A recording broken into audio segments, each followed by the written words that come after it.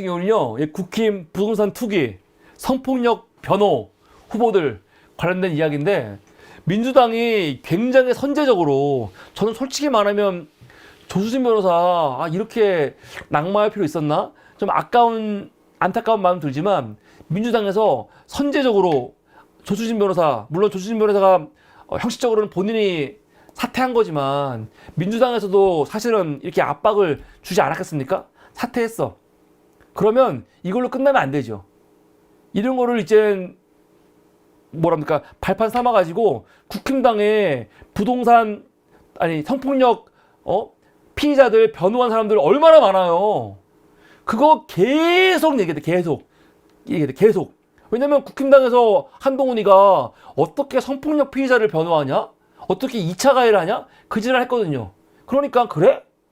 근데 우리는 사퇴시켰거든.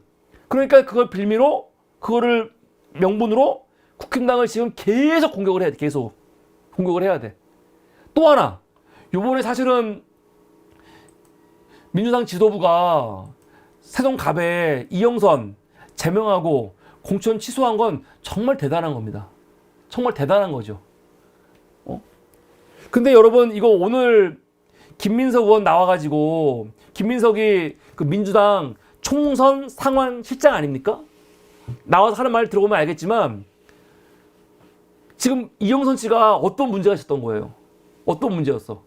당 경선할 때, 그때 본인이 재산 신고한 내용과, 요번에 국회의원 선거 출마하면서 선거관리위원회, 중앙선거관리위원회에 등록한 재산 내용이 다른 거죠.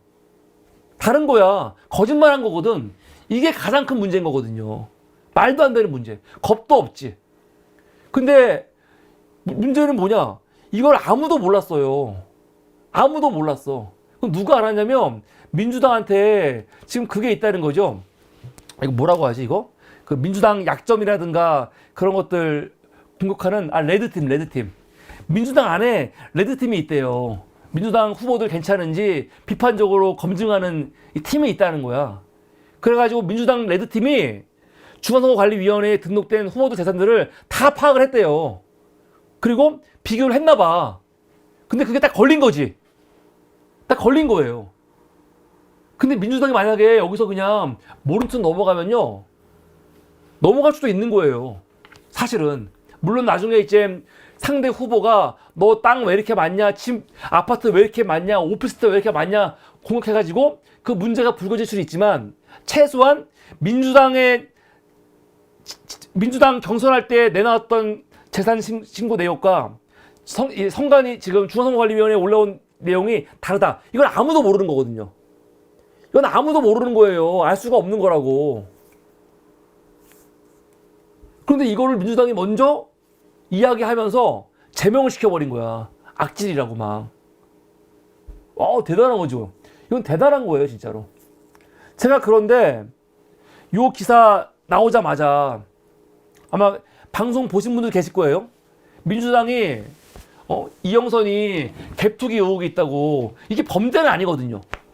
지금 이영선 씨가 뭐 아파트 뭐 4채에 오피스텔 6채에 뭐 상가에 뭐 건물이 많지 않습니까? 이게 총 38억 정도 되네요. 38억. 그런데 이거 다 어떻게 진 겁니까? 다 비수로 한 거예요, 비수로. 뭐 대출이라든가 보증금이라든가 전세라든가 그런 거 껴가지고 산 거거든. 그래서 이거 정형적인 갭 투자다라고 비판하는데, 그게 법적으로 문제 있어요? 법적으로는 문제가 없어요. 무슨 위법이 있는 것도 아니고 문제가 없어, 사실 법적으로는.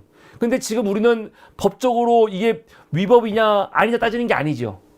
지금 최근에 전세 사기 사건 때문에 엄청난 혼란이 있었고, 얼마나 많은 사람들이 이 전세 사기 사건, 이게 갭 투자로 벌어진 일이거든요. 그것 때문에 고통받고 심지어 목숨을 버린 사람도 있거든요.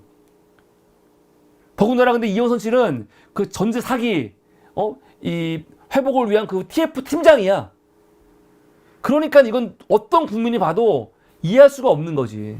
사실은 이게 위법이냐 아니냐는 문제가 아니고 이해할 수가 없는 거거든. 그래서 민주당에서 굉장히 빠르게 잘라버린 건데 민주당이 잘라버린 건 이해가 되지만, 사실은 이게 제가 어떤 걱정을 했냐면 국민의힘은 이런 후보들을 안 자르거든요. 국민의힘은 안 잘라요. 그런 후보들.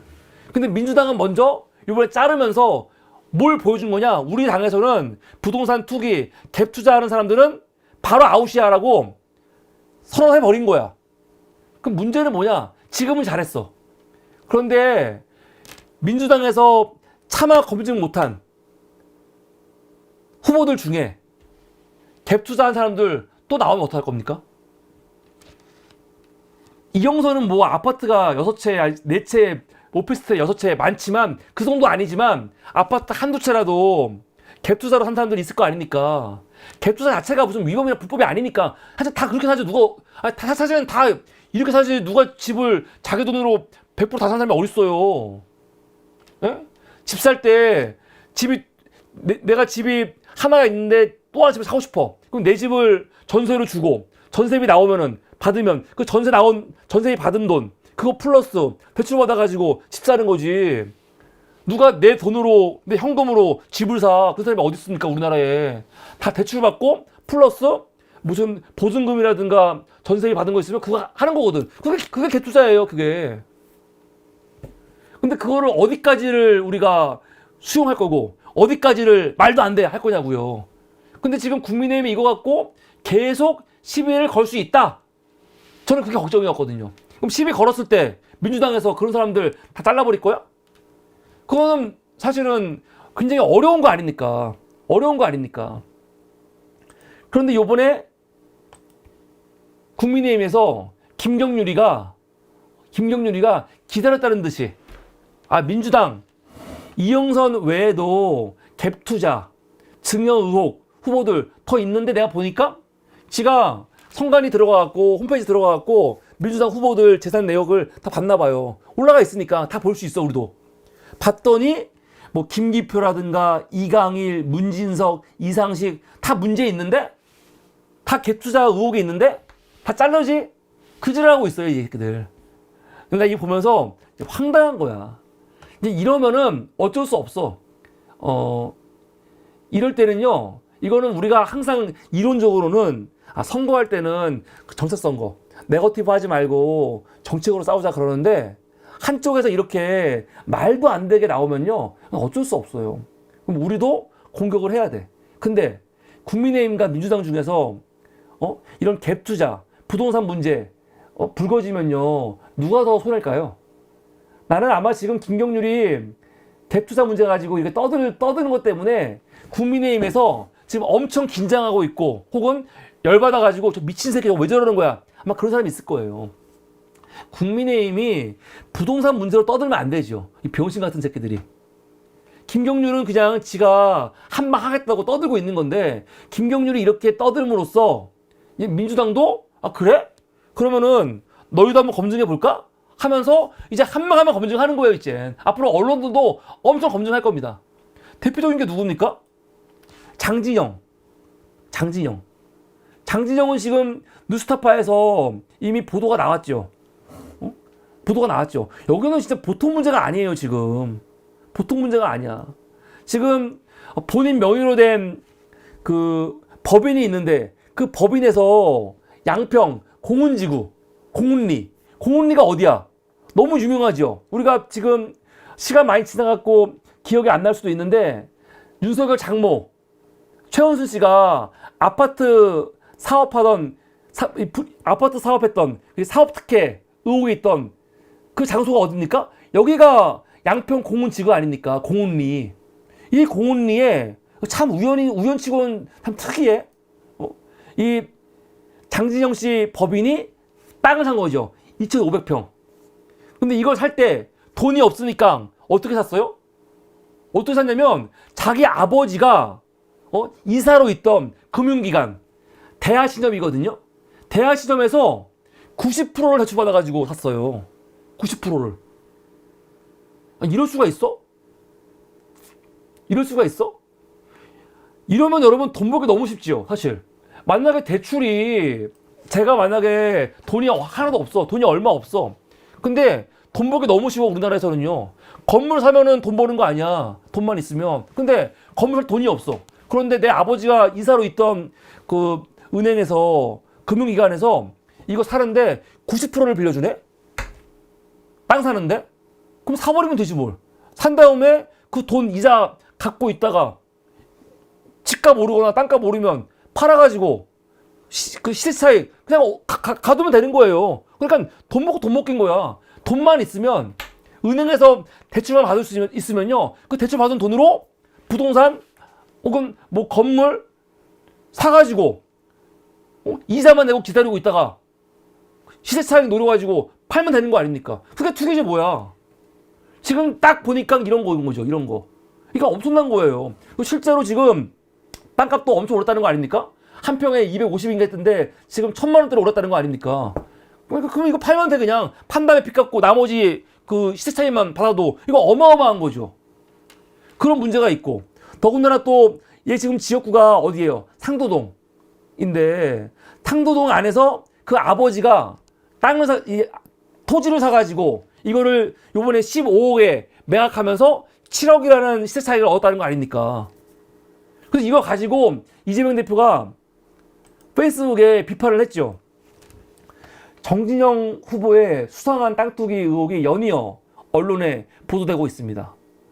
막대한 시세 차익을 남긴 것으로 알려진 지역구 노량진 본동의 부친 땅 투기 의혹에 이어 장 후보 가족 기업으로 알려진 밸류업 코리아가 부친 찬스로 양평 공운리 땅을 매입했다는 의혹입니다. 양평 공운리 일대의 개발이 한창이던 시절 서울과 연결된 양평역과 직선거리로 1km도 안 되는 거리의 땅을 거래가액 90% 이상을 부친이 이사로 있는 금융기관으로 대출받아서 매입했다는 거지. 당시 평당 320이었는데 지금 얼마? 1,000만 원이 넘었어요. 1,000만 원이 넘었어요. 근데 얘네들은 지금 뭐라고 말하고 있냐면 이거는 버려진 땅을 우리가 개발한 거라 그따위 개소리 하고 있는 거죠. 이런 게 진짜 투기거든요. 이런 거 그냥 두면 안 되는 거지. 박덕흠. 박덕흠은 정말 대단하죠. 박덕흠 어떡할 거야?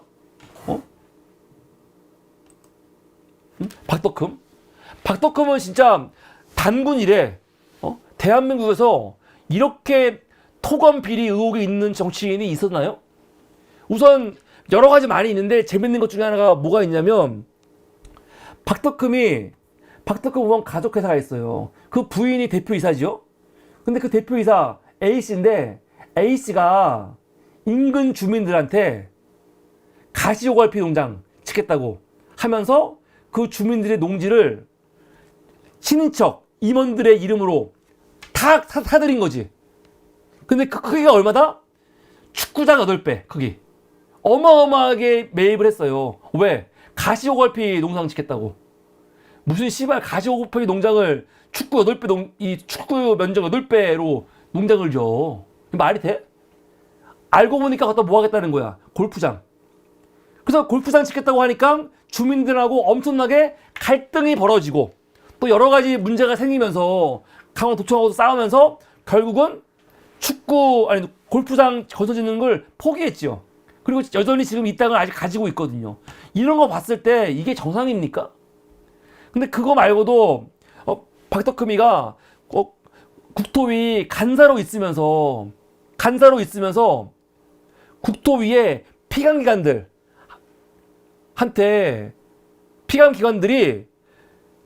박덕흠의 가족 회사들한테 일감을 몰아준 거 아니에요. 그래서 그 총액이 얼마입니까? 한 1,000억. 이게 우연이야? 박덕흠 뭐라고 하냐? 외압이나 청탁은 없었대요.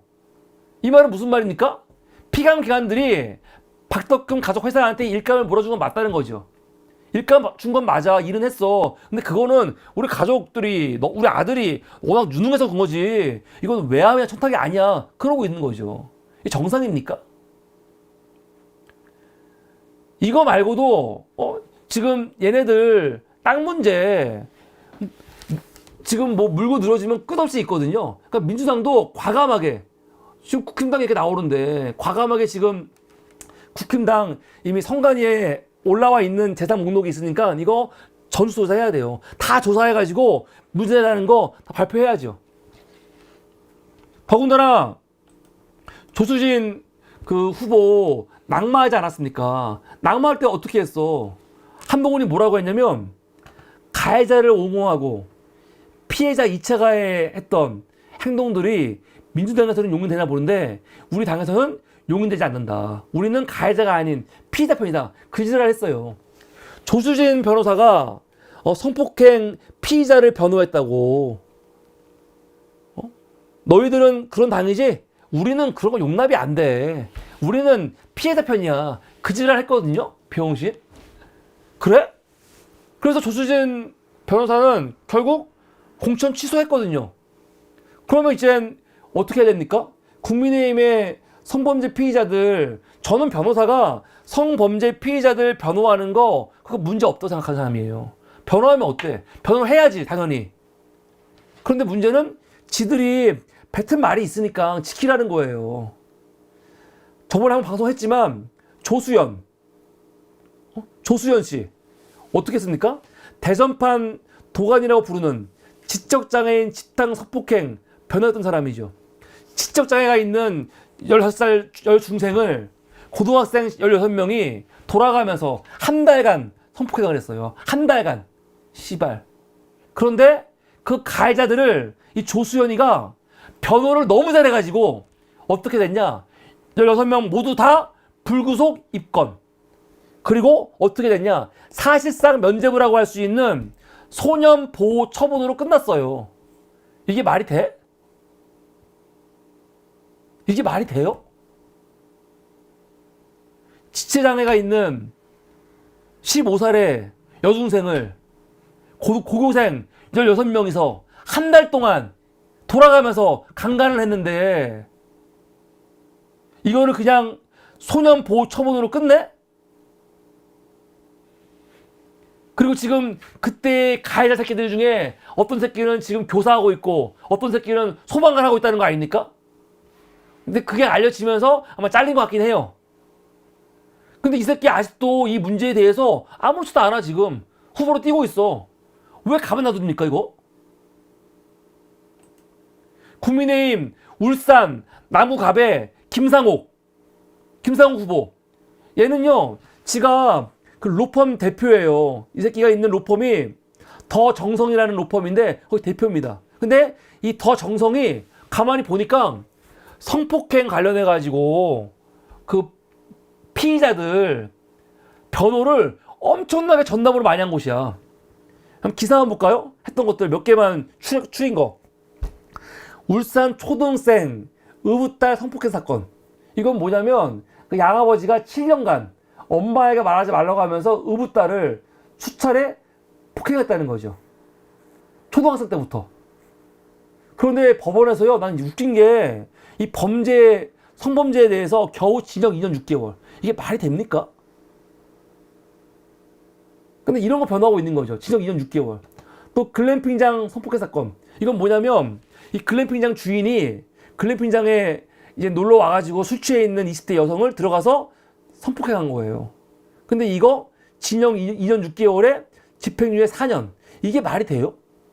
난 이거 보면서 열받는 게 아니 씨발 표창장 지방대학교 이 총장 표창장 하나 복사해가지고 이거 위조했다고 위조한 거 대학 입시에 썼다고 그걸로 징역 4년을 내린 새끼들이 어떻게 초등학생을 성폭행을 지금 몇 년 동안 했던 거를 징역 2년 6개월을 줍니까? 겨우? 아 이게 형이 낮은 거야? 아니면은 정근식 교수가 형을 너무 많이 받은 거야? 이번에 조국 장관도 형 2년 형. 이게 말이 돼? 씨발. 이러니 사업부를 믿을 수가 없는 거예요.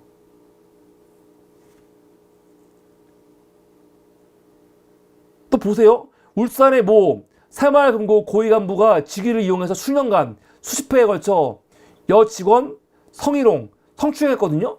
이런 거 변호했던 곳이 어디냐면은 바로 이 김상욱 후보가 대표로 있는 더 정성이라는 법인이야. 이거 문제 안 돼? 이거 문제 안 돼? 이거 왜 가만히 있어?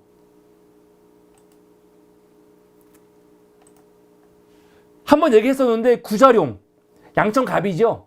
이 구자룡 집단 강간 변호했던 병력이 있죠. 전직 프로선수 A하고 그의 사촌 B씨가 평소에 알고 있던 C를 찾아가갖고 어떻게 했습니까? 성폭행을 저질렀어요. 거부하는데. 그런데 이거를 이 새끼가 어떻게 변호했냐? 피해자와 합의하에 한 거다. 피해자가 승낙한 걸로 생각했다. 그 짓을 하면서 옹호했거든요. 얘네들도 징역 3년, 2년 6개월 받았습니다. 이런 식으로.